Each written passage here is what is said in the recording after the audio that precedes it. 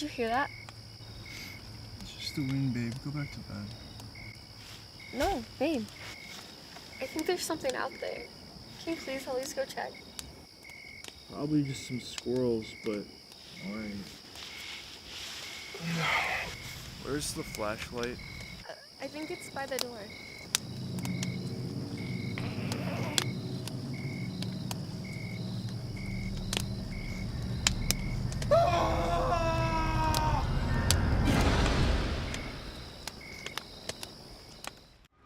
A Hillsborough woman is recovering today in the hospital after being attacked by a vicious raccoon.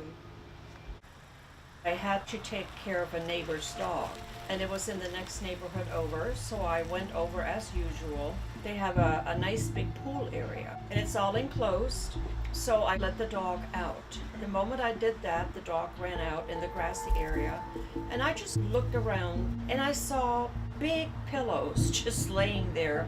As I got closer, there was this cutest little raccoon just looking at me. Next thing I knew, he attacked me, and that little raccoon didn't just bite me. The raccoon latched its top legs, bottom legs, and its mouth on my legs. I ripped him off of me. I grabbed that dog and I ran to the glass sliding door. It was excruciating. I mean, I've never felt anything like this. What do I think about raccoons? They are nasty little garbage scavengers. I love raccoons. I think they're adorable. Don't those things have rabies? I don't mind them. I chase them off when they get to be a nuisance. Raccoons bring up a lot of emotions with a lot of people. They are adorable animals, very inquisitive, precocious, and they are very sweet when they are babies. And then when they get older, they're a little bit misunderstood. And they are everywhere because people are building everywhere, so you're going into their territory. Normally, they're up in a tree or a tree hole. Anything they can get a hand on is what their normal diet is. With an intelligence level like they have, if they find an easy source, they are going to keep going to that easy source because it makes their life a little easier. And that's where they get the name trash pandas. They're going into your garden. If you were hungry and starving and someone's got this big plastic thing called a rubbish can full of food, I'm telling you, I'm in it. But these poor buggers, that's what they try and do. They go in there to get the food. There's so much misinformation out there about these animals that you'll meet a friend of yours or someone in the street will say, you know, when a raccoon is out during the day, it's got rabies. I can tell you for a fact, that is not the case. They are classified as a nocturnal animal, and that's what we're accustomed to learning as a kid. But technically, the juveniles, when they're first leaving, they're up during the day eating, usually into the first or second year, because it's easier for them to find a food source when they don't have competition.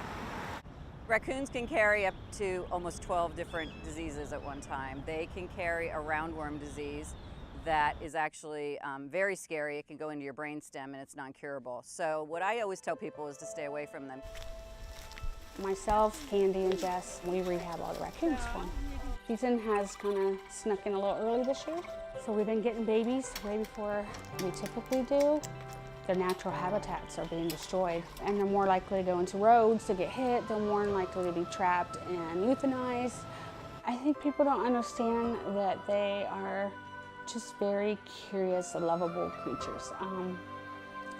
They think they're vicious and you're gonna get bit and you're gonna die, and I don't think you should go up and grab one and try to love it, hug it and squeeze it, you know, make it your pet.